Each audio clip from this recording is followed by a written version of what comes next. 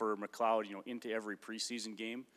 I mean, does that prove that he's really staking a claim to be around on opening day, or what can we read into that? Well, nothing's given at this time of the year, especially once you get down in numbers. It's earned, and he's earned an opportunity to play again. He had to play 3 games in 4 nights his first stint, and the third game was an average game based on the standard that he set so far. So we want to see what he does in Winnipeg. I think it's a great arena to evaluate, a good team to evaluate against, and he's going to get his chance tonight. Todd, you have a... Sorry, Tony, can I just throw in one more? You know, you have guys like McLeod, Yamamoto, who are hoping to be NHL. You have guys like Kyle Brodziak, who have been through this process before. I mean, is that, I don't know if fun is the right word, but you get to see the personalities, and you get to see a guy like Kyle who's been through this, and you get to see the new guys that are hoping to come into your office and get the message Kyle did about 12 years ago, like hey, you're an NHL. Yeah, it's an interesting dynamic at training camp because as a coaching staff, you've got an eye on the veteran players. Like, you know, we're not cutting Connor, we're not cutting Nuge. Those players are playing here, and you're trying to get them ready. You're trying to get them to be at a high level when the season starts. Yet you're keeping an eye on the younger players to see if they can even do it, and it's an interesting blend. And you realize how fast, at least I do, and I'm sure that some of the other players, Kyle and those type of players, realize how fast a career goes, because it wasn't long ago when you were the young guy that was, you know, can I get to the next game? And now you're the older guy, can I get ready for the next game, the next season? And it goes by pretty quick. And for me, that's leadership. That's the older players that are trying to get their game in order, trying to do it right all the time, saying and doing the right things so that the younger players can look around and follow. And I'm assuming that in Kyle's first stint here as a young player, when he initially put the jersey on, there was somebody in that locker room, somebody that he looked to, just kept an eye on, that he emulated. And now he's doing that for others. Todd, from one young player to another, Cooper Marody, he was acquired late last season into his first training camp with the organization, obviously still here. So what can you say about 65 out there and his abilities that he brings to the table? Well, he's growing on the staff. And, you know, I said it in the locker room, you tend to appreciate him a little bit more when you're on the bench. It's different when you watch up high, and when you're on the bench, you feel the emotion, the signals that they give to each other on the bench, the talk, the hockey IQ comes out a little bit with the questions they answer. You have a tendency to pick up second effort a little bit more. So he's a guy that you appreciate a little bit more when you're on the bench as a coach than watching it upstairs. So he's done a good job. He's got a tenacity to him, stripped a lot of pucks, pulled a lot of pucks off players and created transition. So he's earned the opportunity to keep moving forward as well.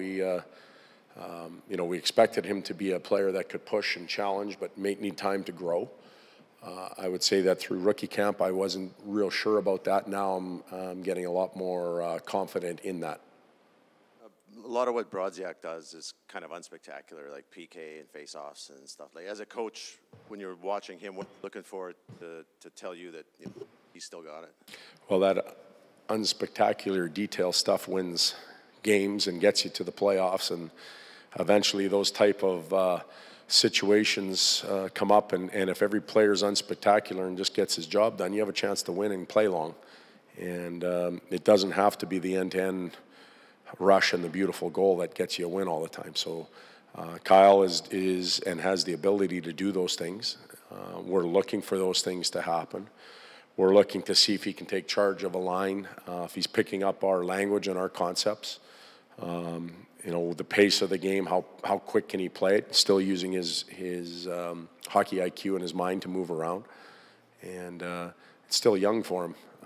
He's still a new player in our organization. He's been in the league for years, but he's still figuring things out. And I think he'll be a tremendous asset to our team. Can you get into just how ill Connor was during the front half of last year? How ill Connor was?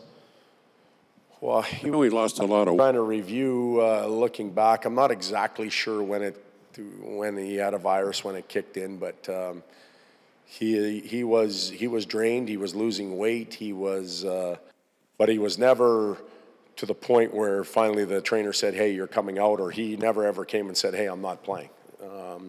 So he was ill enough to have it affect his body and his energy level, but good enough to go and give his team everything he had. If he's relatively close to 100% all this year, what do you expect of him? I mean, he's been getting better and producing more year after year, but people are starting to wonder what his ceiling might be.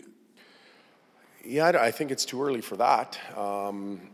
You only have to know him as an individual to know that the ceiling is pushed way up and he's striving for it. He's not satisfied. He's, 21 years old, in that range, so he's got a lot of hockey ahead of him. He's watched some stars before him grow their games, Sid and those type of guys. He has a mentor here in Wayne that grew his game as he goes forward. So I don't know where the ceiling is for Connor, but I know he hasn't reached it yet.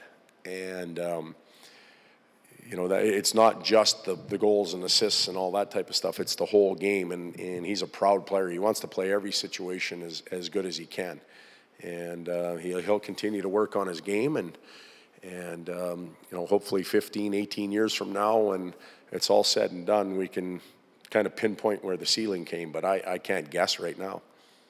Todd, tonight's lineup has a mix of youth and veterans. Outside of the score, what are some things that you hope to achieve in Winnipeg tonight? I'm looking for leadership tonight. It started in our meeting this morning. It starts in the pregame skate. Who's taking charge of this group? Who's going to set the tone? And it doesn't have to be one individual. It can be a line. It can be a group of players. So I'm looking for leadership. I'm looking for some execution against some very skilled players. And, I'm looking for some poise. Where are we in training camp? Have we totally grasped some of the concepts we've brought in? We'll look at that. And then, quite frankly, it's due time now. I don't want to say do or die, but it's due time for some players. We can't keep practicing with 6 lines and 11D. It just doesn't work. So I'm hoping that these guys sort themselves out a little bit tonight, and that we can make some decisions and we get down to a more workable number by tomorrow, and then we do the same thing on Tuesday, and we just keep paring it down from there. 4 lines, 6D, and 2 goalies is ideal, right? That would be perfect, but we're not living in a perfect world. A perfect number is 23. That's what they allow us. But we're not going to get that tomorrow. But with the number we're at right now, we're far from workable. Tomorrow in this room, Dreisaitl's going to be announcing some major charity sort of thing, right? In advance of that, not to be used until it happens.